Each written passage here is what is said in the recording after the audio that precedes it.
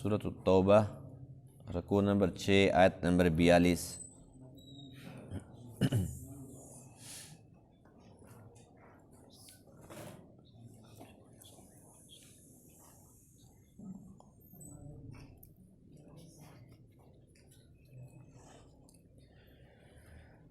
اعوذ باللہ من الشیطان الرجیم، بسم اللہ الرحمن الرحیم۔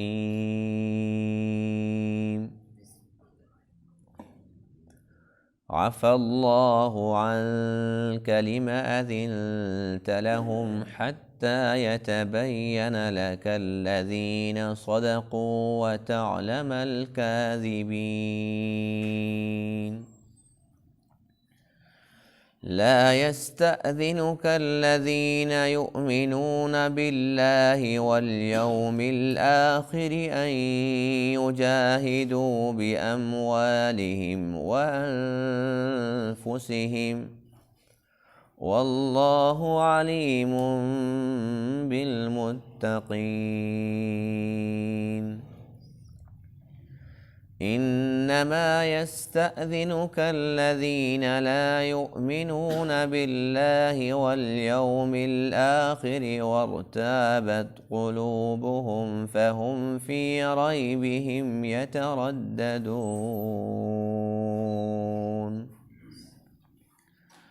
ولو أرادوا الخروج لأعدوا لهم عدة ولكن كره الله بعاثهم فثبطهم وقيل اقعدوا مع القاعدين۔ لو خرجوا فيكم ما زادوكم إلا خبالا ولأوضعوا خلالكم يبغونكم الفتنة وفيكم سماعون لهم والله عليم بالظالمين۔ لقد ابتغوا الفتنة من قبل وقلبوا لك الأمور حتى جاء الحق وظهر أمر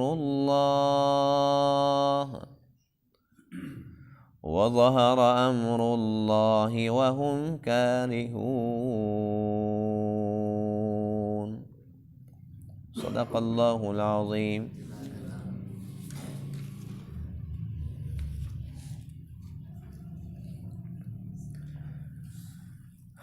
آج کے درس میں آیات کریمہ میں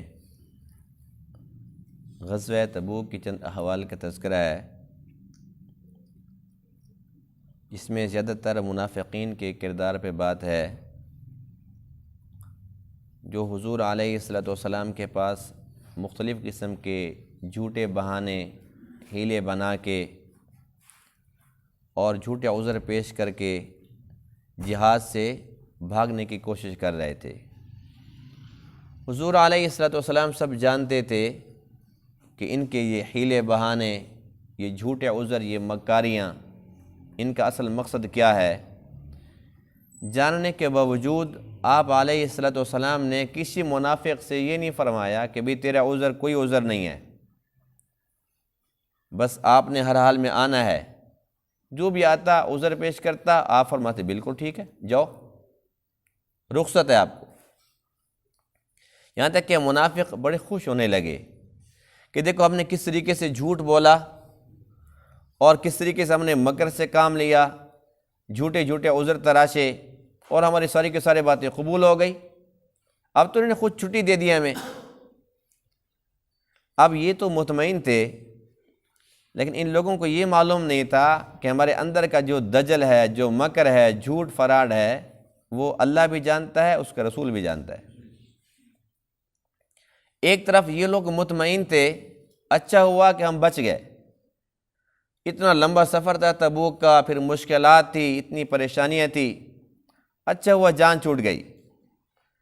اور دوسری طرف اللہ تعالیٰ اپنے پیارے حبیب علیہ الصلوۃ والسلام سے ارشاد فرما رہے ہیں کہ اے میرے محبوب، جو آپ نے ان کو رخصت دی ہے ہم نے آپ کو معاف کر دیا، لیکن اگر آپ تھوڑا سا صبر کر لیتے، جیسے یہ لوگ چھٹی مانگنے آئے تھے، آپ فی الفور ان کی چھٹی منظور نہ فرماتے، تھوڑا سا صبر کر لیتے تو آپ کے سامنے ان کا نفاق ظاہر ہو جاتا، ان کی منافقت سب کے سامنے عیاں ہو جاتی۔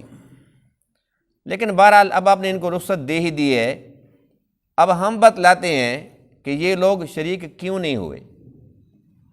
اللہ فرماتے ہیں کہ یہ لوگ تو یوں مطمئن ہیں کہ بھئی ہماری جان بخشی ہو گئی ہے، ہم تبوک کے غزوے سے بچ گئے ہیں۔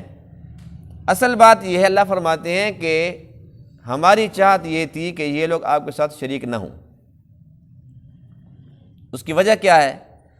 اللہ تعالیٰ نے اس کی وجہ بھی قرآن مقدس کے اندر تمام ایمان والوں کو بتلا دی ہے۔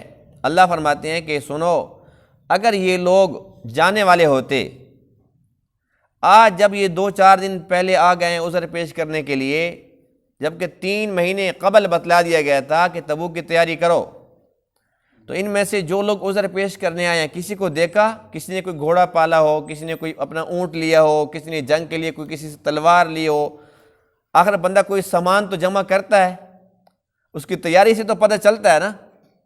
پھر آخر وقت میں آ کے کوئی عذر پیش کرے تو بات سمجھ آتی ہے کہ بیچارہ تیار تو تھا، لیکن ان لوگوں نے تو شروع سے تیاری نہیں کی تھی۔ ان کا شروع سے پروگرام یہی تھا کہ ہم کوئی نہ کوئی جھوٹا بہانہ پیش کر لیں گے اور جان بخشی ہو جائے گی۔ اللہ فرماتے ہیں کہ ہماری چاہت یہ تھی کہ تمہارے ساتھ یہ لوگ نہ جائیں، اس لیے کہ اگر تمہارے ساتھ چلے جاتے تو ان لوگوں نے وہاں جا کر مسلمانوں کو خراب کرنا تھا۔ اب یہ منافقین کا گروہ، اس میں 5-10 اکٹھے ہو جاتے، 20 اکٹھے ہو جاتے، اور پھر یہ اس قسم کی باتیں کرتے جس سے مسلمان بددل ہوتے۔ کبھی یوں کہتے بھائی وہ تو روم کا بادشاہ ہے، اس کی تو بہت بڑی فوج ہے، پتہ نہیں ہم زندہ بچتے ہیں بھی کہ نہیں، لگتا ہے مشکل ہے کہ ہم واپس چلے جائیں زندہ، بس ختم ہو جائیں گے سارے۔ اب اس قسم کی باتیں جب یہ لوگ کریں گے تو اب ظاہر سی بات ہے، ہزاروں کی تعداد میں مسلمان تھے، 30,000 کی تعداد تھی نا کم از کم۔ اب 30,000 میں سے 1000 بھی ان کی بات سے متاثر ہو جائے، اگر 500 بھی اس کی بات سن لے، اگر 100 بندہ بھی ان کی باتوں سے متاثر ہو جائے اور وہ دل میں یہ بات سوچ لے کہ ہاں واقعی حالات تو اچھے نہیں ہیں، تو یہ بددلی پیدا ہو جاتی۔ اللہ فرماتے ہیں کہ اس طریقے سے یہ لوگ اگر جاتے، تعداد تو زیادہ ہو جاتی، لیکن تعداد کا کیا فائدہ جب آسین کے سامنے تمہارے ساتھ پھر رہے ہوں، اس دشمن سے تو تمہیں کوئی نقصان نہیں تھا، اس دشمن کا نقصان تھا جو تمہارے ساتھ ہوتا اور تمہیں ڈراتا اور مختلف قسم کی باتیں پھیلاتا۔ آج کل جیسے میڈیا کا دور ہے نا، اور یہ جو یہودی دجالی میڈیا ہے، یہ کہتے ہیں کہ جھوٹ کو اتنا بولو کہ جھوٹ کو لوگ سچ سمجھنے لگے۔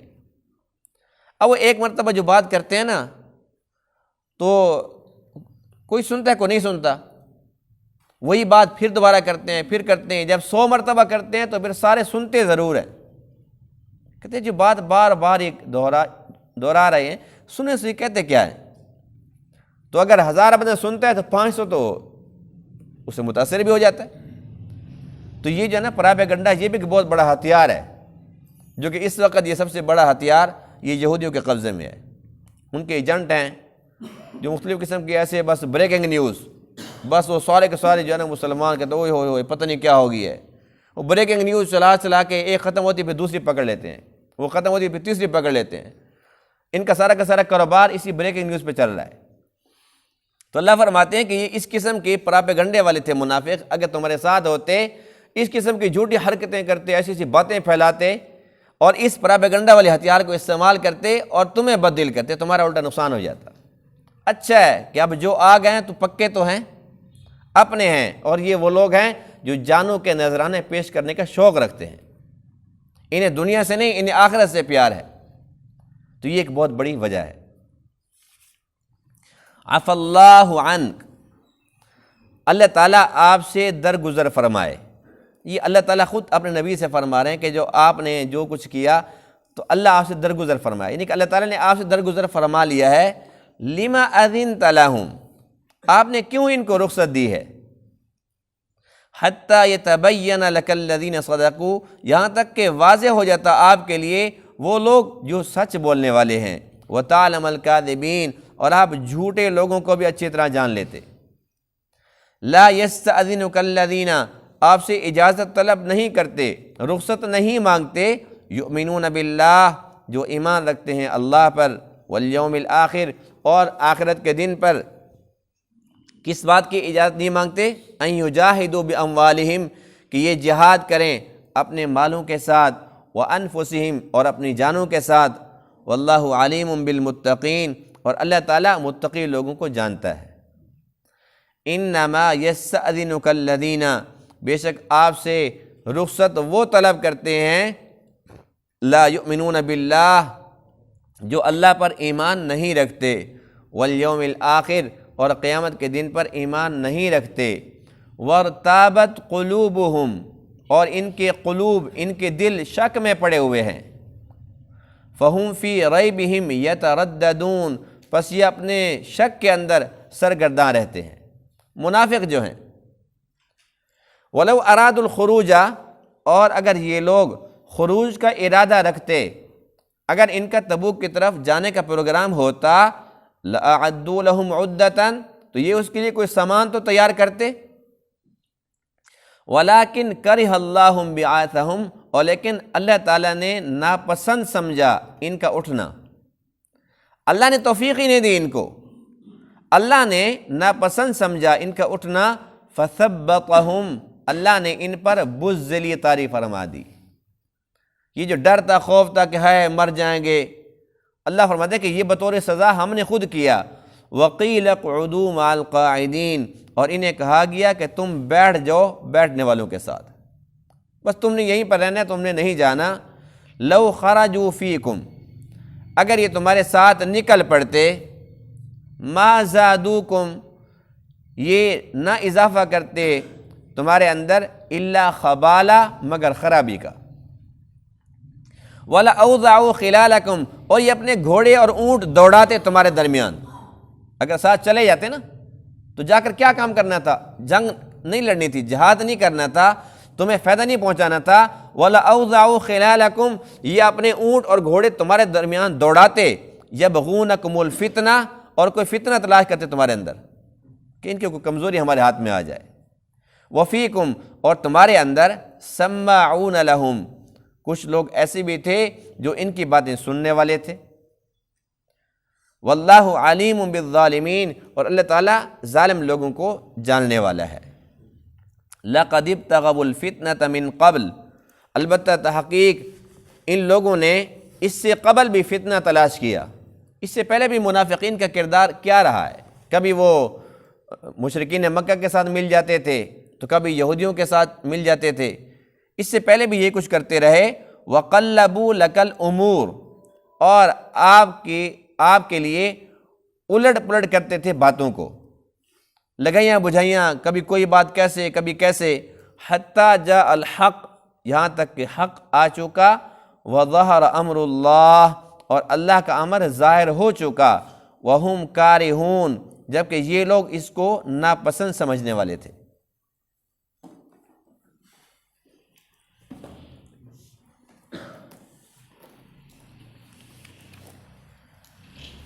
جو منافق ہوتا ہے اسے سب سے زیادہ تکلیف جہاد کے عمل سے ہوتی ہے، اس لیے کہ ورتابت قلوبہم، ان کے جو قلوب ہیں، ان کے جو دل ہیں، وہ شک میں پڑے ہوئے ہیں، فہم فی ریبہم یترددون، یہ اسی شک کے اندر ہی پوری زندگی گزار دیتے ہیں۔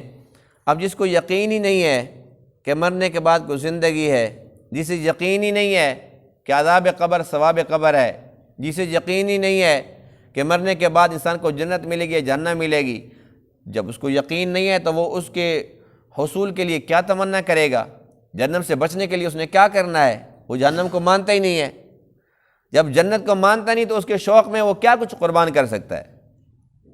تو اس لیے جو مومن تھے وہ تو جہاد سے محبت کرتے تھے، اس لیے کہ ان کا اللہ پر اور قیامت کے دن پر کامل ایمان تھا، انہیں پتہ تھا کہ اگر یہ جان قربان کر دی تو بس پھر جنت پکی ہے۔ جو منافق تھے یہ گھبرا جاتے تھے، تو جب جہاد کا کوئی حکم نہیں آتا تھا تب یہ بڑے مطمئن ہوتے تھے اور نمازیں بھی پڑھتے تھے، پہلی صف میں بھی آ جاتے تھے اور بڑی پیاری پیاری باتیں بھی کرتے تھے صحابہ کرام سے، لیکن ان کے اندر جو ہے نا وہ کھوٹ تھا بس جب جہاد کا ایک اعلان ہوتا تھا ان کا کھوٹ بالکل ظاہر ہو جاتا تھا، ان کا نفاق کھل کے سامنے آ جاتا تھا۔ اب پوری زندگی منافق اس بات سے مطمئن تھے کہ ہمارے نفاق کا کسی کو پتہ نہیں ہے، حالانکہ اللہ کو تو علم ہوتا ہی ہے، اللہ کے نبی کو بھی علم تھا، یہاں تک کہ حضور علیہ الصلوۃ والسلام نے اپنے رازدار صحابی حذیفہ بن یمان رضی اللہ تعالیٰ عنہ کو باقاعدہ ایک لسٹ دے رکھی تھی، اس کے اندر سب کے نام تھے کہ یہ منافق ہے، یہ منافق ہے، لیکن یہ مطمئن تھے، یہاں تک کہ جو ان کا سب سے بڑا سردار ہے رئیس المنافقین عبداللہ بن ابی، جس کا کام ہی یہی تھا، ہمیشہ اللہ کے نبی اور مسلمانوں کے خلاف بھگتا رہتا تھا، پوری زندگی اس کی ایسے گزری ہے، اور غزوہ بدر سے پہلے تک تو یہ کھل کر مسلمانوں کے خلاف بولتا تھا، جو اس سے ہو سکتا تھا وہ کرتا بھی تھا، لیکن جب غزوہ بدر ہوا اور مسلمانوں کو اللہ کی طرف سے فتح نصیب ہو گئی، فتح مبین عطا ہو گئی، اور ان کے جو بڑے بڑے سردار تھے، بڑے بڑے لیڈر تھے ان کے، وہ قتل کر دیے گئے، قیدی بنا دیے گئے، اس وقت عبداللہ بن ابی نے کہا تھا کہ اب گیم ہمارے ہاتھ سے نکل چکی ہے، کہنے لگا کہ اب اتنے بڑے بڑے سردار جب انہوں نے قتل کر دیے ہیں اور اتنے بڑے بڑے لوگ کو انہیں قیدی بنا لیا ہے، اب باقی بچے کیا ہے؟ کہنے لگا بس اب تو ایک ہی راستہ بچنے کا، وہ کلمہ پڑھ لیتے ہیں، بس اوپر اوپر سے ان کے ساتھ چلتے رہیں گے، ہمیں اندر سے تو پتہ ہی ہے کہ ہمارے دشمن ہیں۔ تو اس طریقے سے غزوہ بدر کے بعد اس شخص نے کلمہ پڑھ لیا اور ساری زندگی منافقت ہی کرتا رہا۔ کلمہ پڑھنے کے بعد اس کا کردار کیا تھا؟ جب غزوہ احد ہوا، اب اللہ کے نبی نے باقاعدہ پوچھا کہ تمہارا کیا خیال ہے، گھروں کے اندر رہ کے جنگ کریں یا باہر نکل کے؟ تو صحابہ کرام میں سے کچھ کی رائے یہ تھی کہ اپنے گھر ہمارے لیے بہتر ہیں، اس لیے کہ یہ ہمارے لیے بطور ڈھال ہوں گے، جو باہر سے آگے تو ان کے ساتھ مقابلہ کر سکتے ہیں، لیکن کچھ صحابہ کی رائے یہ تھی کہ نہیں، جب یہاں پر جنگ ہوگی تو ہمارے جو ٹوٹے پھوٹے ہوئے تو کچے گھر تھے یہ بھی ٹوٹ جائیں گے، اور ہمارے گھر والے بھی بچے بیوی بچے وہ محفوظ نہیں رہیں گے، اس لیے میدان کے اندر جاتے ہیں تو وہاں جا کر جنگ کرتے ہیں۔ اب اس کی رائے بھی تھی عبداللہ بن ابی کی، لیکن اس کی رائے نہیں مانی گئی، جو اکثر کی رائے تھی وہ اللہ کے نبی کو بھی پسند آ گئی۔ فیصلہ یہ ہوا کہ احد پہاڑ کے پاس جائیں گے اور وہاں جا کر جو میدان ہے وہاں پر جنگ کریں گے، اور ان کے جو گھر تھے صحابہ کرام کے بہت دور تو نہیں تھے، قریب ہی تھے، لیکن جب یہاں سے نکلے عبداللہ بن ابی ساتھ ہے، جب راستے کے اندر گئے، اب ٹوٹل سفر ہے کتنا؟ بمشکل 1.5 کلومیٹر ہوگا، 2 کلومیٹر ہوگا، اتنا سا سفر ہے، راستے کے اندر کہنے لگے یہ بتاؤ کہ میری بات کا کوئی وزن نہیں تھا، جو میں نے کہا تھا کہ بھی گھروں میں رہ کے جنگ کریں گے، اب باہر کیوں نکل رہے ہو؟ اللہ کے نبی فرمانے لگے کہ دیکھو اب بات ایک مشورہ ہو چکا ہے، اکثر کی رائے یہ تھی اور یہ رائے اچھی ہے، کہنے لگا بس ٹھیک ہے اچھی ہے تو اسی پہ عمل کرو، ہم نہیں جاتے، اور پھر کہنے لگا آؤ میرے ساتھ، جو میرے ساتھ ہی آؤ، تقریباً 300 ساڑھے 300 اس کے ساتھی اس وقت وہاں مسلمانوں سے نکل کے چلے گئے۔ اب آپ بتاؤ کہ اس وقت صحابہ کرام کے کیا جذبات ہوں گے؟ یہ تو ان کا ایمان ایسا تھا، مثالی ایمان تھا کہ اس بات سے وہ ذرا برابر متاثر نہیں ہوئے کہ کل تعداد کتنی ہے، کل تعداد کتنی ہے، ٹوٹل 900 کے قریب ہے، اور یہ اتنی بڑی تعداد، یہ جو منحوس سے یہ نکل کے جا رہے ہیں، لیکن وہ 900 پریشان نہیں ہوئے، ان سے متاثر نہیں ہوئے، کہنے کہ کوئی بات نہیں۔ تو ہر موقع پر منافقین کا یہ کردار رہا ہے، اور آخری وقت میں یہ منافق جو سب سے بڑا منافق تھا، اس نے اپنے بیٹے کو کہا کہ میری وصیت یہ ہے کہ اللہ کے نبی سے گزارش کرنی ہے کہ میرے کفن کے اندر اپنا کرتا عنایت فرمائیں۔ اندازہ لگائیں کہ اندر اتنا کفر ہے، اتنا منافقت ہے، اور زبان سے اس وقت بھی کیا کہہ رہا ہے کہ اللہ کے نبی کا کرتا جو ہے نا مجھے وہ دینا، اور اپنے ہاتھوں سے مجھے قبر کے اندر بھی اتاریں۔ اللہ کے نبی نے اس کا نماز جنازہ پڑھایا، اور جب آپ نماز جنازہ پڑھانے لگے، صفیں بنی ہوئی تھی، یہ سامنے پڑا ہوا تھا، حضرت عمر بن خطاب رضی اللہ تعالیٰ عنہ وہ آگے بڑھے اور عرض کی اللہ کے رسول یہ وہی نہیں ہے منافق جس نے فلاں موقع پہ یہ کیا تھا، فلاں موقع پہ یہ کیا تھا، آپ اس کا جنازہ نہ پڑھائیں۔ اللہ کے نبی نے کوئی جواب نہیں دیا، جنازہ پڑھایا، اور وہ جو کرتا اس نے مانگا تھا کرتا بھی عنایت فرمایا، یہاں تک کہ اس کے بعد یہ تو دفن ہو گیا، لیکن اللہ کا قرآن اترتا ہے جس میں اللہ یہ فرماتے ہیں کہ ان کے لیے آپ استغفار کریں یا نہ کریں، آپ کی استغفار کا ان کو کوئی فائدہ نہیں ہونا۔ فرمایا ان تستغفر لہم 70 مرۃ فلن یغفر اللہ لہم، اللہ نے اٹل فیصلہ سنا دیا، اگر ایسے لوگوں کے بارے میں 70 بار بھی آپ استغفار کریں اللہ پھر بھی ان کی مغفرت نہیں کرے گا۔ اللہ کا اٹل فیصلہ آ گیا۔ حضرت عمر کی جو رائے تھی اس کے مطابق قرآن اتر چکا تھا، لیکن اللہ کے نبی کی دیکھیں رحمت، آپ ہی تو رحمت للعالمین ہے نا، آپ کو سب پتہ تھا، حضرت عمر کو پتہ، اللہ کے نبی کو پتہ نہیں تھا، لیکن آپ نے کرتا بھی عنایت فرمایا، نماز جنازہ بھی پڑھایا، اور پھر صحابہ سے یہ بھی فرمایا کہ آپ میرے اللہ نے یہ فیصلہ سنا دیا ہے کہ اگر 70 مرتبہ بھی استغفار کرو، نماز جنازہ دعائے مغفرت ہے نا، استغفار ہے، 70 بار بھی ان کے لیے استغفار کرو تو پھر بھی ان کی مغفرت نہیں کروں گا۔ اللہ کے نبی فرماتے ہیں کہ اگر مجھے تھوڑا سا بھی یہ یقین آ جاتا نا کہ اگر 70 سے زیادہ مرتبہ کرو تو اللہ تعالیٰ معاف کر دے گا، تو اس سے زیادہ بھی میں کرنے کے لیے تیار ہوں۔ یہ اللہ کے نبی کی رحمت ہے۔ دیکھو بہرحال اللہ تعالیٰ نے ایک تو یہ اپنا آرڈر سنا دیا کہ آج کے بعد جنازہ ان کا نہیں پڑھنا، وَلَا تُصَلِّ عَلَىٰ أَحَدٍ مِّنْهُمْ مَاتَ أَبَدًا وَلَا تَقُمْ عَلَىٰ قَبْرِهِ، ان کی قبر پہ کھڑا بھی نہیں ہونا، ان کا نماز جنازہ بھی نہیں پڑھنا، قبر پہ بھی نہیں کھڑا ہونا، اس لیے کہ جہاں پر اللہ کے نبی موجود ہوں گے وہاں پر اللہ تعالیٰ عذاب نہیں دیتا۔ تو اللہ فرماتے ہیں کہ ہم نے ان پہ عذاب بھیجنا ہے، آپ بیچ میں رکاوٹ نہ بنے، آپ وہاں پر آئیں ہی نہیں۔ تو جو منافق تھے ان کا کردار یہی تھا۔ قرآن مقدس میں یہی بات ہے وَقَلَّبُوا لَكَ الْأُمُورَ حَتَّى جَاءَ الْحَقُّ وَظَهَرَ أَمْرُ اللَّهِ، جب حق آ چکا، اللہ کا امر ظاہر ہو چکا، یعنی کہ غزوہ بدر جب ہو چکا تھا، مسلمانوں کو فتح ہو چکی تھی، اس وقت یہ جو منافق تھے انہوں نے یہ فیصلہ کیا اب بچنے کا ایک ہی راستہ ہے کہ کلمہ پڑھ لو۔ وَهُمْ كَارِهُونَ، اندر سے لوگ اس سب کو ناپسند سمجھتے تھے۔ تو اللہ فرماتے ہیں اے میرے محبوب، جیسے یہ لوگ چھٹی مانگنے آ رہے تھے اور تھوڑا سا صبر تو کرتے، تھوڑا سا آپ صبر کر لیتے، فی الفور ان کو رخصت نہ دیتے تو ان کا نفاق آپ کے سامنے بھی آ جاتا۔ منافق جو تھے، لیکن اللہ کے نبی نہیں چاہتے تھے کہ میرے سامنے ان کی رسوائی ہو، اگرچہ وہ منافق تھے، کوئی کافر بھی آ جاتا، اللہ کے نبی کی چاہت یہ ہوتی تھی کہ میں ان کو رسوا نہ کروں، کیونکہ آپ رحمت للعالمین تھے، آپ پھر بھی ان کو رخصت دے رہے ہیں، جاؤ، جو کوئی عذر لے کے آتا ہے جاؤ، جو کوئی جھوٹا بہانہ لے کے آتا ہے جاؤ، ٹھیک ہے اجازت ہے۔ پھر اللہ تعالیٰ فرماتے ہیں کہ یہ جو لوگ اجازت مانگنے والے ہیں، یہ جو رخصت مانگنے والے ہیں، یہ وہ لوگ ہیں جن کا اللہ پر اور آخرت پر کوئی ایمان نہیں ہے۔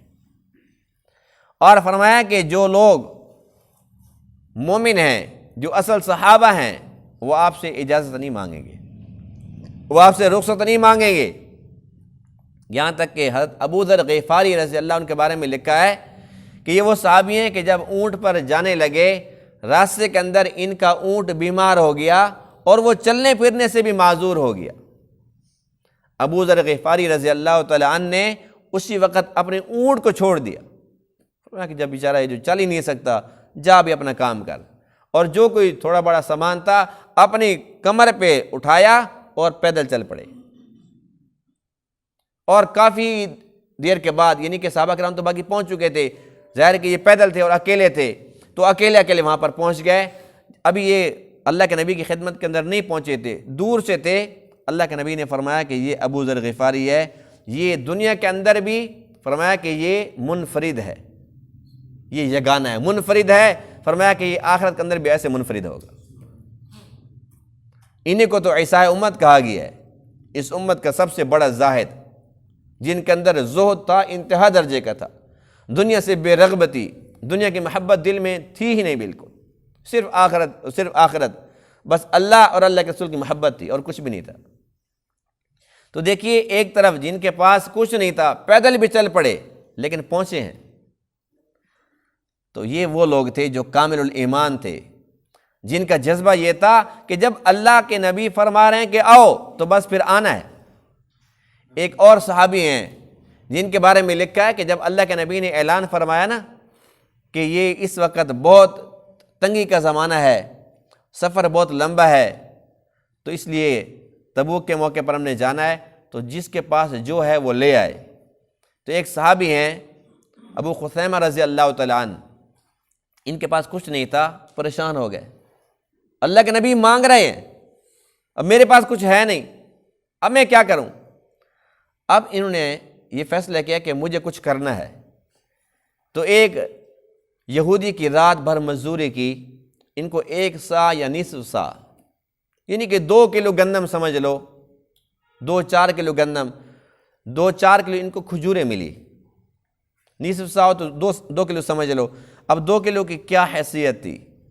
اب یہ 2 کلو ان کو ملی، کہنے لگے چلو میرا حصہ تو ہو جائے گا نیک کام میں، جتنی میری حیثیت ہے۔ اب ظاہر ہے کہ دیکھو، ایک طرف ایک بندہ ہے کروڑ پتی، ایک بندے تازہ مزدوری کرنے والا ہے، اللہ کے نام پہ ایک بندہ مانگنے آتا ہے، دونوں 10-10 روپے دیتے ہیں۔ ان دونوں کے 10 روپے 10 روپے نہیں ہیں، دونوں کے 10 روپے کے اندر بڑا فرق ہے۔ جس کے پاس کل 20 روپے ہیں اس کے 10 روپے تو اس کا آدھا مال ہو گیا، جس کے پاس کروڑوں روپے ہیں اس کے 10 روپے کی کیا ویلیو ہے؟ اب ان کے پاس 2 کلو اگرچہ کھجور تھی، لیکن اللہ کو تو پتہ تھا نا کہ ان کی تو کل کائنات ہی یہی ہے۔ اب انہوں نے کیا کیا، بھئی 2 کلو تو کھجور میرے پاس ہیں، اب یہ جو اتنے کوئی 1 من لے کے آ رہا ہے، کوئی 5 من لے کے آ رہا ہے، تو میں اس کے اندر کیسے شامل کروں؟ ڈر رہے تھے۔ اب اس کو چھپا لیا، بھئی چپکے سے جاؤں گا اور جا کے آرام سے اس کے اندر نا بس شامل کر لوں گا۔ ہمارے تو رواج یہ ہے کہ کسی اگر معذور شخص کو اگر کوئی ویل چیئر دیتے ہیں تو پیچھے عطیہ من جانب فلاں بن فلاں، اگر یہاں تک مسجد کے اندر پنکھا لگواتے ہیں تو پر قبر بھی لکھا ہوتا ہے، لکھا ہوتا ہے نہیں لکھا ہوتا؟ اگر لوگوں کا بس چلے نا تو کسی فقیر کو روٹی دیں نا تو اس کے اوپر اپنا نام لکھوائیں کہ یہ میرے نام کی روٹی ہے۔ اتنی ریاکاری ہے۔ اب ہوا یہ جو منافقین کا تو کام یہی تھا، باتیں بنانا۔ اب منافقین نے دیکھا، اچھا، کہنے لگے دیکھو بھائی، یہ بھی کہتے ہیں نا کٹا کے انگلی شہیدوں میں نام پیدا کر، کہتے یہ بھی آ گیا اپنا نام پیدا کرنے کے لیے۔ وہ چھپا کے لے کے آ رہے تھے اور آ کر نے کھجوروں کے اندر شامل کر لی۔ کہنے لگے بھائی بتا، یہ کوئی کرنے کی بات تھی، تو نے کیا دیا ہے؟ یہ تیرے پاس کچھ نہیں تھا تو نہ دیتا۔ باتیں بنانے لگ گئے۔ تب اللہ کے نبی فرمانے لگے پتہ بھی ہے کہ کتنے اخلاص کے ساتھ لے کے آئیے؟ فرمایا کہ اس کا اتنا اخلاص ہے کہ اس کی برکت سے سب کا قبول ہوا ہے۔ ایک طرف ایک غریب سے غریب صحابی ہے جس کے بارے میں لکھا ہے کہ یہ بیچارہ 1 سا یا نصف سا کھجوریں لے کر حاضر ہوا، لیکن وہ اللہ اور اس کے حبیب کو بڑی پسند آ گئی۔ دوسری طرف ایک مالدار صحابی عبد الرحمن بن عوف رضی اللہ تعالیٰ عنہ، بہت بڑے تاجر تھے، انہوں نے تقریباً 4000 دینار سونے کے سکے تھے، وہ لے کے آ گئے۔ جب وہ لے کے آئے، اب منافق کہنے لگا بھائی ریاکار بھی آ گئی ہے، اس لیے دے رہا نا میرا نام ہوگا، 4000 سونے کے سکے لے کے آ گیا ہے تاکہ میرا نام ہو۔ یعنی کہ منافق تھے نا، کوئی اگر زیادہ دے تو ریاکار ہے، تھوڑا دے تو تب دیکھو جی نمبر بنا رہا ہے۔ تو ان کا تو کردار یہی تھا ہمیشہ۔ اس دور کے جو منافقین تھے وہ تو چلے گئے ہیں، لیکن سچ یہ کہ وہ اپنے جانشین اب بھی چھوڑ گئے ہیں، ایسی بات کہ نہیں ہے، اور وہ ہمارے صفوں کے اندر موجود ہیں، وہ ہم میں سے ہی ہیں۔ ہمارا کردار اس وقت کیا ہے؟ بالکل سیم انہی منافقین جیسا ہے۔ اگر کوئی زیادہ دے تو کہتا ہے بھائی ریاکار ہے، تھوڑا لے کے آئے تو کہتا ہے جی کٹا کے انگلی شہیدوں میں نام پیدا کر۔ یعنی کہ وہی تانے، وہی باتیں، وہی سوچ آج ہمارے اندر بھی موجود ہے۔ کوئی اگر اچھا کام کرتا ہے، ہمارا کام ہے تنقید کرنا، نہ کرے کیا کام ہے تنقید کرنا۔ اگر وہ نہ دے، بھوک پڑ گئی ہے، تیرے پاس اتنے رکھے ہیں تو قبر میں لے کے جائے گا، لگا دے۔ اگر کوئی لگانے آ جائے، بنا رہے بلا نمبر، اچھی بات ہے بھائی۔ تو اس طریقے سے ان لوگوں کا کردار ہے، یعنی کہ جو لوگ کام کرنے والے ہیں، یہ منافق چاہتے ہیں کہ ایک تو ہم نہ کریں، اگر کوئی کر رہا ہے تو ہم اس کو نہ کرنے دیں۔ اور ان کا کام کیا ہے؟ دیکھو اللہ کا قرآن کتنی پیاری بات سمجھا رہا ہے۔ اللہ کیا فرماتے ہیں؟ یبغونکم الفتنہ، تمہارے اندر سے وہ فتنہ تلاش کرتے ہیں، تمہاری نہ کمزوریاں تلاش کرتے ہیں۔ تو کمزوریاں تلاش کرنا یہ کس کی صفت ہے؟ جی منافق کی۔ اور یہ کام ہم کرتے ہیں کہ نہیں کرتے؟ ہمارا کام ہی یہی ہے، ہمارا مشغلہ ہی یہی ہے۔ اور اللہ فرماتے ہیں کہ ان کا کام یہ ہے کہ یہ کمزوریاں تلاش کرتے ہیں، باتیں بناتے ہیں، یعنی کہ بے جا تنقید کرتے ہیں۔ آج ہم سب کا یہی کام ہے اور ہم سمجھتے ہیں کہ شاید اللہ نے ہماری ڈیوٹی لگائی اس کام کے اندر، حالانکہ ایسی بات نہیں ہے۔ یہ ڈیوٹی ہماری اللہ نے نہیں لگائی، یہ شیطان نے لگا رکھی ہے۔ شیطان نے اپنا جانشین ہمیں بنا لیا کہ بس میں تو تھک جاتا ہوں، تم لگ رہا کرو، اور ہم کہتے ہیں تو آرام کر، ہم خود ہی قابو ہیں۔ تو اس قسم کی حرکتیں جو اللہ کو، اس کے حبیب کو پسند نہیں ہیں، جو اللہ اس کے حبیب کو ناراض کرنے والی ہیں، ہمیں ان سے احتراز کرنا چاہیے۔ جن منافقین نے ایسے ایسے کام کیے، آج تک ہم قرآن پڑھ رہے ہیں، ہم نے ان کو دیکھا تو نہیں ہے، ہم ان کو جانتے بھی نہیں ہیں، لیکن قرآن پڑھ کر پہلے بھی نفرت تھی، نفرت میں اضافہ ہوا ہے، ہوا کہ نہیں ہوا؟ کہ اچھا ایک تو وہ غزوہ تبوک پہ گئے بھی نہیں تھے، اللہ کے نبی اور صحابہ کرام کا مذاق اڑاتے تھے اور ان کے اندر کمزوریاں تلاش کرتے تھے، باتیں بناتے تھے۔ تو اسی طریقے سے جو بھی کوئی برا کام کرتا ہے اس کا انجام تو یہی ہوتا ہے کہ اس سے ہمیشہ نفرت کی جاتی ہے، جب بھی کی جائے گی نفرت کی جائے گی۔ اور جو لوگ اچھا کام کرتے ہیں وہ کسی کی پرواہ نہیں کرتے۔ اب ان احادیث سے ہمیں کیا درس ملتا ہے کہ اگر کوئی عبد الرحمن بن عوف رضی اللہ عنہ کی طرح زیادہ دینا چاہتا ہے، کسی کی کوئی پرواہ نہ کرے، کوئی کہتا رہے ریاکار۔ اگر کوئی کم والا ہے تو وہ چپکے سے وہ بھی ڈال دے، اس لیے کہ جس ذات کے لیے وہ کر رہا ہے وہ اس سے باخبر ہے۔ اللہ تعالیٰ تمہارے تھوڑے کو زیادہ کو نہیں دیکھتا، اللہ تمہارے تقوی اور اخلاص کو دیکھتا ہے۔ واللہ علیم بالمتقین، اور اللہ تعالیٰ متقی لوگوں کو جانتے ہیں، اللہ کو پتہ ہے کون تقوی والے ہیں۔ تو اس لیے اس چیز سے قطع نظر کہ میرے پاس کتنا ہے، میں نے کیا کرنا ہے، جہاں بھی اللہ کے راہ میں خرچ کرنے کا موقع ملے تو اس کے اندر ضرور حصہ ڈالنا چاہیے۔ کئی جگہ ایسی ہوتی ہیں جہاں پر کھلے عام ڈالو تو دیکھا دیکھی اور لوگ بھی ساتھ شامل ہو جاتی ہیں۔ نیت یہ ہونی چاہیے نا، ریاکاری کی نیت نہ کرو، اس نیت سے کھلے عام دو کہ بھئی میں دوں گا، پہل کروں گا، دوسرا بھی آئے گا، تیسرا بھی آئے گا، تو یہ بنیاد بن گئی، سب سے زیادہ اس کو ثواب ملے گا۔ اور کہیں پر خفیہ دینے کا موقع ہے تو وہاں پر خفیہ چپ کر کے دے دو۔ یعنی کہ ہر ایک انسان کو اللہ تعالیٰ نے بصیرت عطا فرمائی، اس کو اللہ تعالیٰ نے سمجھ بوجھ عطا فرمائی ہے، جہاں وہ بہتر سمجھتا ہے، جس انداز سے بہتر سمجھتا ہے، لیکن کسی کے تانوں کی وجہ سے، کسی کی باتوں کی وجہ سے وہ نیک کام سے پیچھے نہ ہٹے۔ آج کل بھی کافی سارے منافق ہیں، وہ کیا کہتے ہیں، کوئی بندہ اگر آ جاتا ہے نماز پڑھنے کے لیے تو خیر تو ہے، کوئی پریشانی تو نہیں ہے۔ کوئی اگر داڑھی رکھنے کی نیت کر لیتا ہے، اس کی شیو بڑی ہو جاتی ہے، کہتے ہیں کیا بات ہے، کوئی پیسے پوسے نہیں ہے، شکل کیسے بنا رکھی ہے؟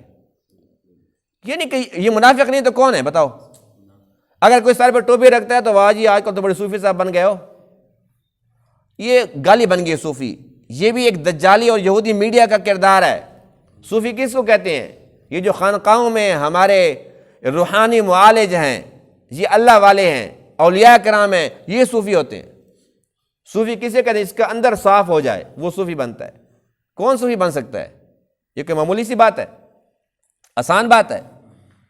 تو یہ کہنا کہ یہ صوفی صاحب ہے، ہم سمجھتے ہیں تو گالی ہے، ہم فوراً ڈر جاتے ہیں، کہتے بس بھی ٹوپی اتاری اور جیب میں۔ اب دیکھو آپ کے سامنے ہے، مسجدوں کے اندر جاؤ کیسی کیسی ٹوپیاں ملتی ہیں، کارٹونی ٹوپیاں، ان کو میں کیا کہتا ہوں، کارٹونی ٹوپیاں۔ شیشے میں دیکھو نا تو خود شرم آتی ہے بندے کو، کوئی بازار میں چلے تو خیر ہے، لوگ ان کے مذاق اڑاتے ہیں۔ جو ٹوپی لوگوں کے سامنے پہن کے ہم نہیں جا سکتے، اللہ کے سامنے آ جاتے ہیں بے شرم بن کے۔ لوگوں کے سامنے شرم ہے، اللہ کے سامنے بے شرمی ہے۔ تو یہ ٹوپی ہمارے سر سے کس نے اتاری ہے؟ ایسے ہی منافقین نے اتروائی۔ اس قسم کی باتیں کرتے ہیں، ہم ڈر جاتے ہیں۔ تسبیح ہاتھ میں لے تو وہ خیر تو ہے، خیر کی تسبیح ہے، سیدھی تسبیح کہ الٹی پڑھ رہے ہو، کیا پڑھ رہے ہو، کوئی چکر تو نہیں ہے؟ ہم کہتے ہیں بس تسبیح اٹھائی جیب میں، بس بھی ہم نے نہیں پڑھنی۔ تو بھی کب تک؟ کیا ہم نماز چھوڑ دیں، روزہ چھوڑ دیں، تسبیحات چھوڑ دیں، داڑھی رکھنا چھوڑ دیں؟ کیوں چھوڑ دیں؟ اگر وہ کہیں تم روٹی کھاتے ہو، روٹی چھوڑ دیں گے؟ وہاں بات سمجھ نہیں آتی، یہاں جو ہے نا بات جلدی ان کے دل کو لگا کے بیٹھ جاتے ہیں۔ تو اس بات کی ضرورت ہے کہ جو ہماری ذمہ داری ہے ان کو سمجھیں۔ اور منافقین کا کردار ہمیشہ رہے گا قیامت تک، حق بھی ہوگا باطل بھی ہوگا، مومن بھی ہوں گے، مخلص بھی ہوں گے، منافق بھی ہوں گے، یہ دونوں گروہ چلنے ہیں۔ ان کی پرواہ نہیں کرنی، اللہ کی پرواہ کرنی ہے، اس کے رسول کی پرواہ کرنی ہے۔ جس کو اللہ سے محبت ہے، اللہ کے رسول سے محبت ہے، اسے کسی کی کوئی پرواہ نہیں ہے کہ کوئی اس کو کیا کہہ رہا ہے۔ وہ یہ دیکھتا ہے کہ میرا رب راضی ہو گیا اور میرے نبی وہ خوش اور راضی ہو جائیں گے تو بس میرا بیڑا پار ہے۔ اس کی کوشش کریں گے کہ نہیں کریں گے انشاءاللہ؟ انشاءاللہ اگر ہم عزم کر لیتے ہیں نا، یقین جانیے کہ بہت سارے لوگ ہم سے متاثر ہو جائیں گے، ہم خود ایک مثال بن جائیں گے۔ اگر ہم ڈر جائیں گے، کہتے ہیں ڈر گیا تو مر گیا، تو آج سے ہمت کریں اور کسی سے نہیں ڈرنا۔ کس سے ڈرنا ہے؟ ایک اللہ سے ڈرنا ہے، اور کسی کی نقالی کی ضرورت نہیں ہے۔ اللہ کے نبی ایک نمونہ موجود ہے، اسی طریقے سے کھانا ہے، پینا ہے، کسی سے کوئی نہیں ڈرنا، کوئی پرواہ نہیں کرنی کسی کی۔ اللہ تعالیٰ تمام باتوں کو سمجھنے عمل کرنے کی توفیق عطا فرمائے۔ وآخر دعوانا الحمد للہ رب العالمین۔